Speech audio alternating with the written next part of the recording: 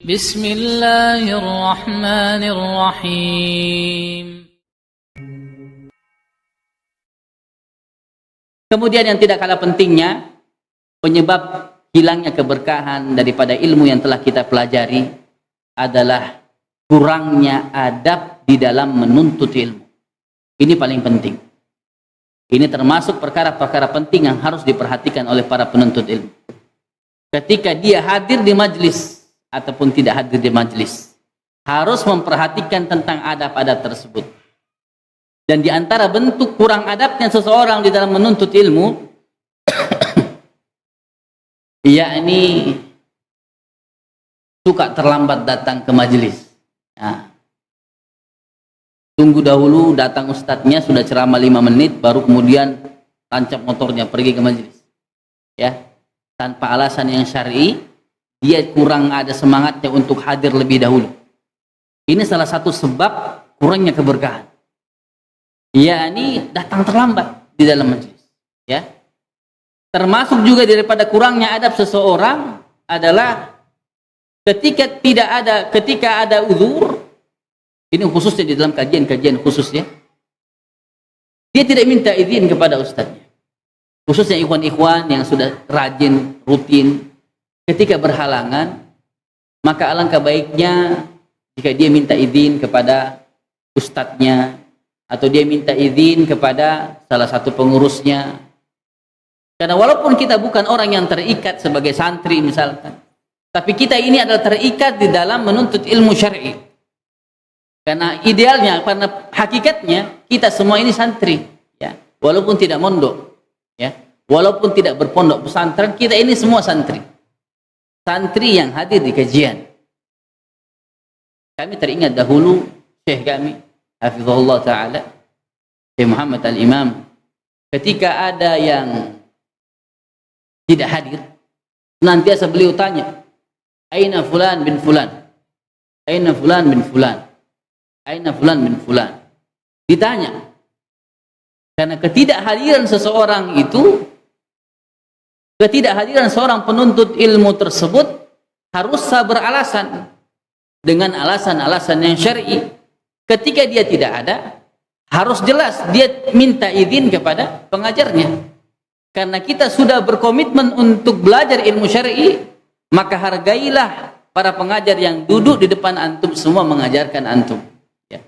Tiba-tiba saja yang selama ini hadir di majlis tidak kelihatan. Upayakan dan budayakan adab tersebut, minta izin kepada ustadz misalkan ketika kita berhalangan hadir di dalam sebuah majlis.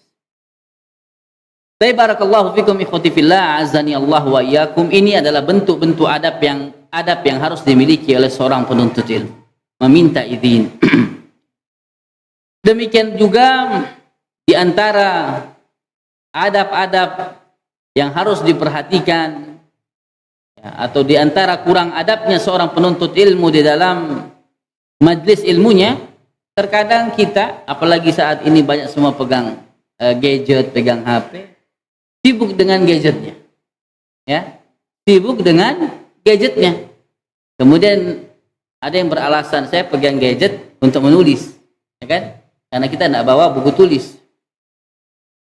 Sibuk dengan gadgetnya. Gadget dijadikan alasan untuk menulis faedah. Tidak masalah, ya, karena itu salah satu media. Tetapi yang menjadi masalah adalah ketika kita masih di dalam majelis, tiba-tiba aplikasi tulisan tersebut antum minimize. Kemudian antum pindah ke aplikasi WhatsApp untuk melihat ada pesan terbaru tidak, ya kan? Oh, belum ada balasan ini. Antum sambil lihat, kan belum ada faedah juga dari ustadz nih. Kita buka lagi WA, ya, kita buka lagi pesan. Dalam kondisi kita bermajlis, ya, dalam kondisi kita bermajlis, ketahuilah jamaah yang dimuliakan oleh Allah Subhanahu Wa Taala, ilmu itu adalah cahaya. Ilmu itu adalah kalamullah. Ilmu itu adalah ucapan suci Nabi Sallallahu Alaihi Wasallam. Maka muliakanlah dia, hormatilah dia dengan senantiasa memperhatikannya. Ya. Dahulu para ulama ketika guru mereka sudah menjelaskan, bahkan senyum pun mereka tidak. Bahkan senyum pun mereka tidak. Tidak ada yang sibuk dengan penanya, tidak ada yang sibuk dengan yang lainnya. semua memperhatikan kepada ilmu yang disampaikan. Itu baru majelis, ya. Itu yang dikatakan sebagai majelis ilmu. Karena beratnya, karena besarnya kedudukan ilmu yang disampaikan. Bukankah Allah Subhanahu wa taala menyebutkan bahwa sekiranya Al-Qur'an itu diturunkan kepada